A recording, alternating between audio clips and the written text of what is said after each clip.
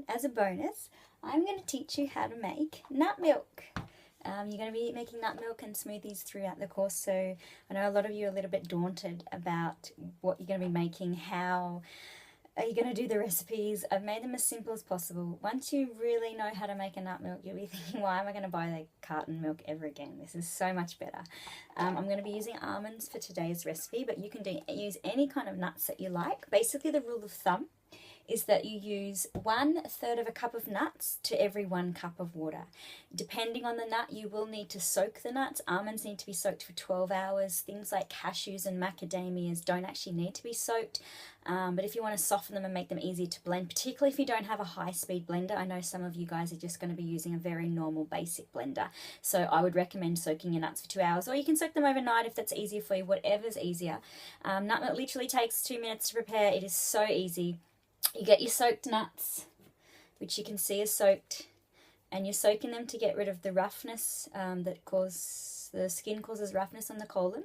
And the other reason is that some nuts have enzyme inhibitors, and that's going to cause digestive discomfort. So we need to soak to make sure there's no more enzyme inhibitors. It basically causes phytic acid, which is not good in the body, in the stomach. So it's really important to soak your nuts. Don't think that that's a step that you can avoid.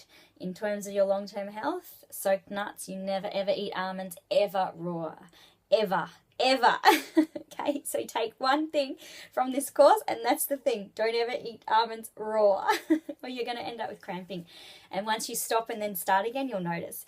Anyway, back to the nut milk. Basically, I have a nut milk bag here.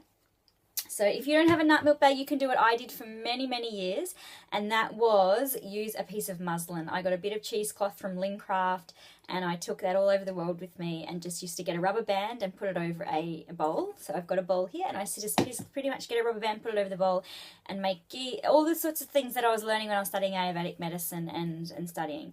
This is so much easier though. I'm telling you, it's my lifesaver. It's got a drawstring so that you can't spill anything out of it, and that's what makes it so great. It's easy to wash, it's diverse. If you do use it for juices, which I also do sometimes, which you're going to use during the course, then you might want to have two, well, it's just that if you use juice, this will no longer be white. So say goodbye to white if you're going to use juice. But anyway, let's go back to the nut milk. As you know, I'm not linear. I tend to go off track. So simple as we get the blender container, we put the nuts in, easy, and we get the little bit of water. So we've got 1 cup of water again, just to refresh. 1 cup of water, 1/3 of a cup of nuts. Pour it in. Basically, you then just whiz it up on the blender. And once you've done that, I'm going to show you in one moment how to strain it through a nut milk bag.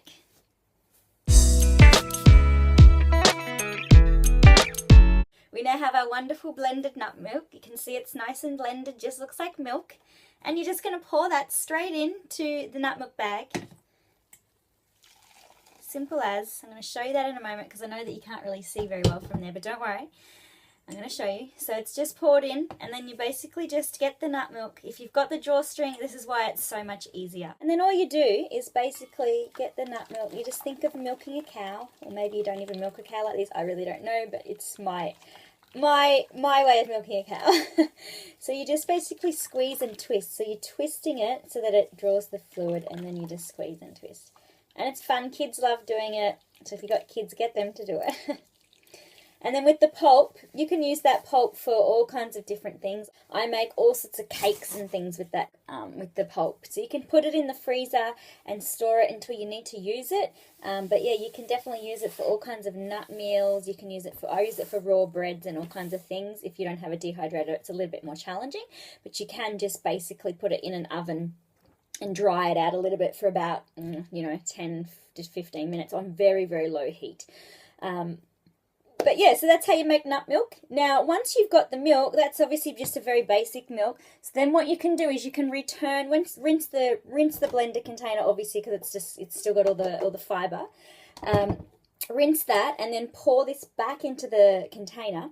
And then with that, with the quantity that you've got here, which is just going to make 1 cup's worth, the quantity that you got there, all you do is add 1 teaspoon of coconut oil. If you want to add a little bit of a half a teaspoon or a quarter of a teaspoon of lecithin, which you can just buy in the supermarket or a health food store.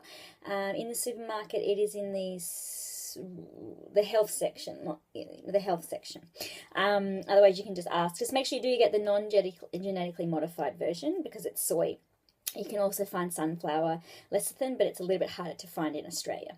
And then so basically add the lecithin, this coconut oil, and then you add a date, and then you can add a fresh vanilla bean and scrape it, or you can add some vanilla extract and whip it all up. Add a little pinch of sea salt, and there you go. There's your nut milk. You'll never go back to milk again. Yum. High in calcium. So yummy. You can add chocolate to it, raw cacao. You can add maca powder to it, which is good for your reproductive system. You can add mesquite powder, which is so high in calcium, magnesium, and potassium, all the nutrients that you need when you're doing hot yoga. So those of you that are doing hot yoga, get your nut milk into you. You've got lots of nutrients, lots of nice, good fats for the body, great protein, and delicious. Enjoy. Thanks, guys. Bye.